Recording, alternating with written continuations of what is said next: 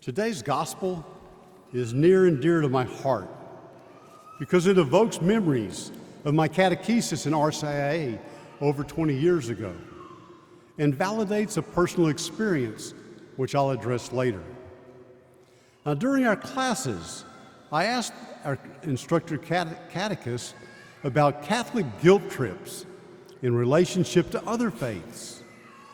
Their response was, "At least we know we're doing something wrong." This response falls in line very well with the primary activity of our church, which is mission. Many times we hear about the mission of the church is to proclaim the good news of salvation. What we fail to remember is the need to preach the bad news of sin. Our society and culture place the burdens of others' expectations upon each of us daily, from the day that we're born. Our life journeys are varied, but many times the paths drive us to individualism, selfishness, materialism, and pride, which leads to sin. Luke's gospel gives us a wonderful example of why we need to recover a sense of sin. The Pharisee was blind to his sin and mostly brings his prayer to himself. He was too busy extolling his position in life to even give credit to God and the gifts given to him. There did not appear to be a humble bone in his body. Basically, he was seeking to glorify himself and avoiding taking responsibility for his sins. The way he did this was to compare himself with the tax collector, who he made out to be more sinful than himself by contrast.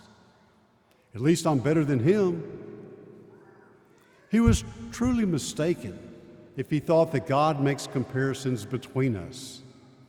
The reading from Sirach clearly told us the Lord is a God who knows no favorites. On the other hand, the tax collector was very humble and recognized his sinfulness in taking advantage of others with no regard for the impact that it made on their lives. He readily acknowledged his sin and asked the Lord for his mercy. He recognized that God sees into the hearts and souls of all his children. The tax collector knew God sees all the hidden forces which have pushed or pulled us in a direction contrary to his wishes. He sees the times we have accepted his presence, and when we've told him, maybe later, you're asking too much. God judges us as individuals and is only concerned with how well we respond to his love and what we have done for others with the gifts which he has been given to us. Now, one of God's gifts to the tax collector was the ability to recognize his sin and to seek mercy. I call this gift, while others falsely believe our Catholic faith is putting people on guilt trips.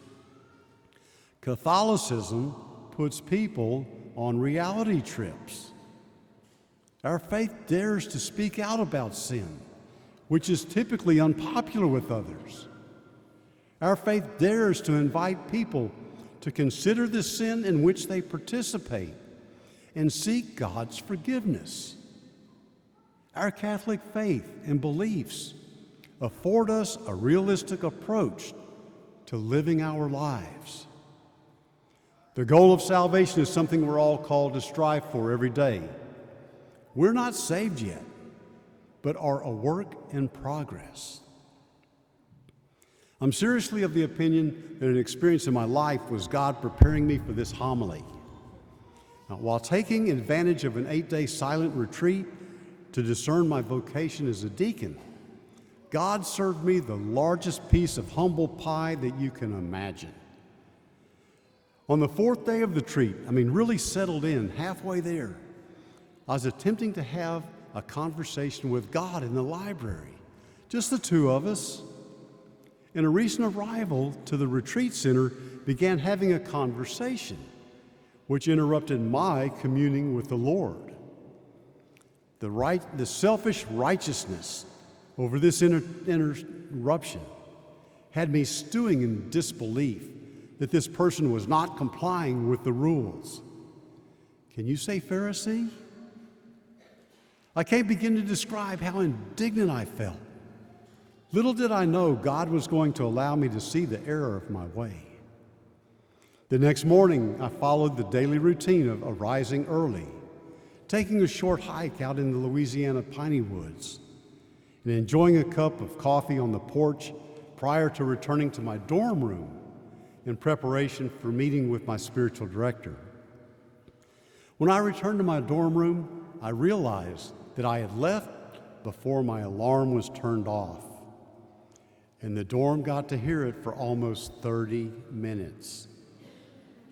There's no way I can adequately describe how ashamed I was by being so indignant about the actions of an innocent person and the depth of regret for my monumental mistake. It was as though God was saying, "Who do you think you are?" I felt a few noogies in the process as well. He communicated to me very well. But thankfully, our Catholicism recognizes we are human beings who are wounded and subject to giving in to the temptation of sin. It tells us that the Lord was one of us, experienced temptation, and He understands our need for mercy. Thankfully, He gave us the sacrament of reconciliation because He wants us to have His mercy and not our guilt directing our lives. As a mission church, we are not so much concerned with guilt as we are with God's mercy and limitless love.